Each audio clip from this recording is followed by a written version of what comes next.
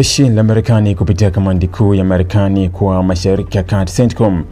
limethibitisha kuanzisha mashambulizi mapya dhidi ya malengo ya kijeshi ndani ya Iran baada ya Iran kushutumiwa kushambulia meli ya kibiashara ya kusafirisha mafuta kwa kutumia ndege isiyo na rubani katika eneo la Mlango wa Hormuz.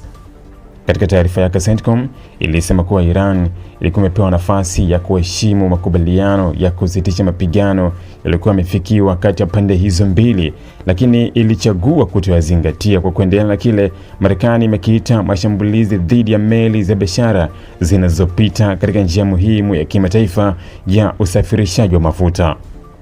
Kwa mujibu wa taarifa ya jeshi hilo, mashambulizi ya sasa yalilenga moja kwa moja miundombinu ya kijeshi ya Iran inayohusisha ufuatiliaji wa shughuli za kijeshi, mifumo ya mawasiliano ya jeshi, maeneo ya ulinzi wa anga, maghala ya kuhifadhi ndege zisizo na rubani, pamoja na uwezo wa Iran wa kuweka mabomu ya baharini ambao Marekani inaamini unaweza kuhatarisha usalama wa meli zinazopita katika Mlango wa Hormuz.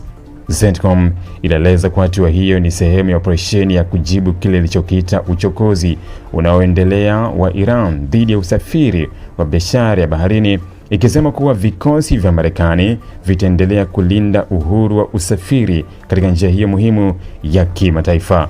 Aidha, jeshi hilo lilisema kuwa licha ya mvutano huo, shughuli za meli za biashara katika Mlango wa Hormuz zinaendelea kama kawaida, huku vikosi vya Marekani vikibaki katika hali ya tahadhari ya juu na vikiwa tayari kujibu tishio lolote litakalojitokeza. Tunaendelea kwa macho, tuna uwezo wa kushambulia kwa nguvu na tuko tayari kulinda maslahi ya Marekani na washirika wetu pamoja na kuhakikisha usalama wa njia za kimataifa za usafirishaji, ilisema sehemu ya taarifa ya CENTCOM. Wakati huo shirika la habari la Fox News lilimnukuu afisa mmoja wa Wizara ya Ulinzi ya Marekani ambaye hakutajwa jina, liliripoti kuwa mashambulizi hayo dhidi ya malengo ya Iran yalikamilika huku tathmini ya uharibifu ikiendelea kufanywa.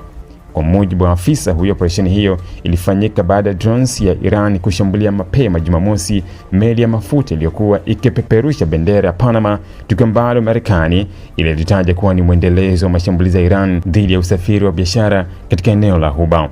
Mashambulizi hayo mapya yanafuatia hatua nyingine za kijeshi ambazo Marekani ilikuwa tayari imechukua dhidi ya Iran katika siku za nyuma, ikiwa ni sehemu ya mzunguko wa mashambulizi ya kulipiza kisasi kati ya mataifa hayo mawili.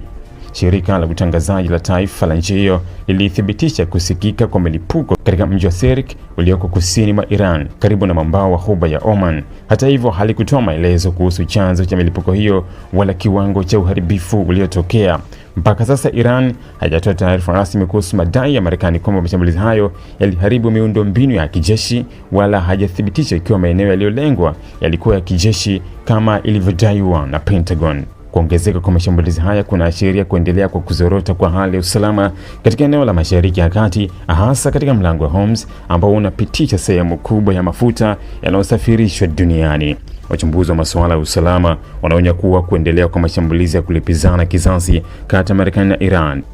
kunaweza kuongeza hatari kwa usafiri wa kimataifa wa mafuta, kusababisha kupanda kwa bei ya nishati duniani na kuongeza uwezekano wa mzozo mpana zaidi wa kijeshi katika eneo hilo. Ili kuwa mwanafamilia bora wa Global TV, usisahau kusubscribe, like, kushare na kucomment. Baada ya kusubscribe, bonyeza alama ya kengele ili kupata taarifa kwa kila video inayopanda Global TV Online.